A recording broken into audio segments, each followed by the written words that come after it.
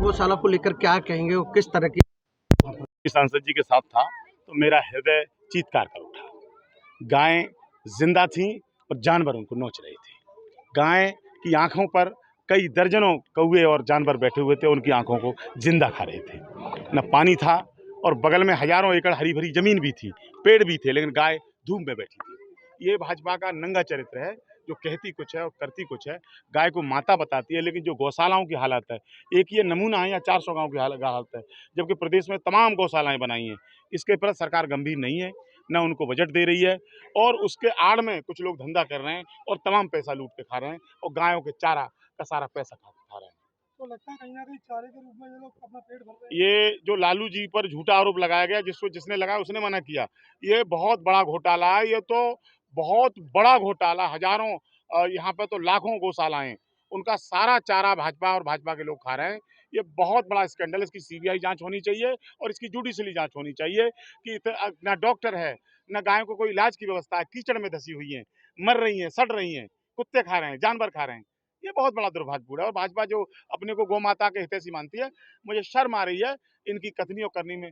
बहुत बड़ा अंतर है। बड़े क्रूर लोग हैं जो जमीन पर नहीं देखते, केवल बड़ी बड़ी बातें करते हैं, लेकिन जमीनी हकीकत कुछ ऐसी होती नहीं है। आज सोशल मीडिया पर कुछ वीडियो वायरल हुए हैं, क्या कुछ दशा मिली है वहाँ पर? दिशा और दशा को लेकर क्या कहेंगे, क्या कार्रवाई की मांग करते हैं? कई दिनों से क्षेत्र की गौशालाओं को लेकर मेरे पास फ़ोन आ रहे थे, और आज मैं चूँकि उस क्षेत्र में था तो मैंने कहा कि जब लंबे समय से एक फ़ोन आ रहे हैं तो मैं पचलाना ही गौशाला में पहुंचा।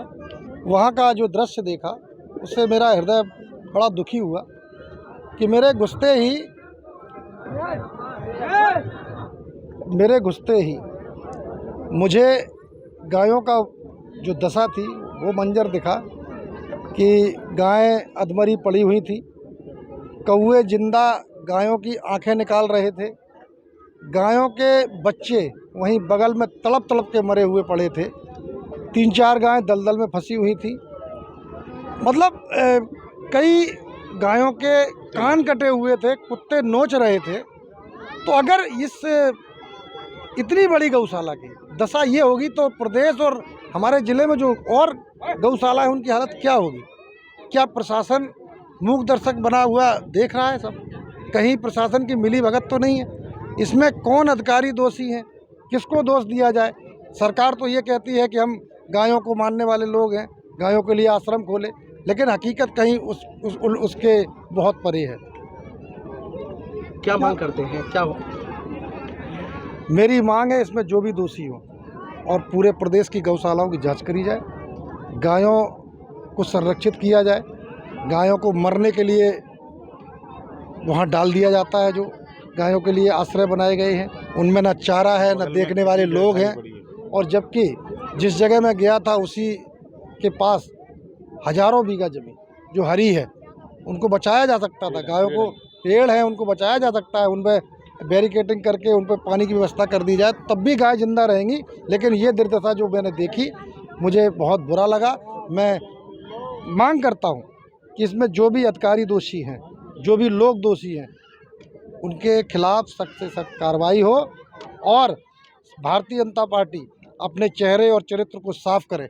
अगर वो गाय हितैषी है तो गाय पे इतना उत्पीड़न क्यों? लगता है कहीं ना कहीं जो इतना बड़ा घोटाला हो रहा है इसको चारे को लेकर, उस पर कोई कार्रवाई होनी चाहिए। आपने बहुत अच्छा प्रश्न किया। मैं इतनी बड़ी गौशाला में गया, मैंने चारे की भी वीडियो बनाई, केवल उसमें 2-3 कुंटल ही चारा पड़ा हुआ था। एक 2 चारे के लिए उन्होंने, अंदर कितनी गाय होंगी ना?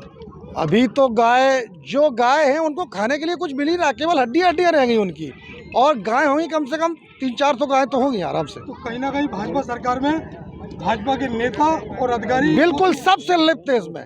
हो सकता है इसमें कहीं और मंशा तो नहीं है। अगर और मंशा नहीं है तो गायों की स्थिति ऐसी क्यों? मैं चाहता हूँ आप लोग भी घूम कर आइए, देख के आइए गायों की।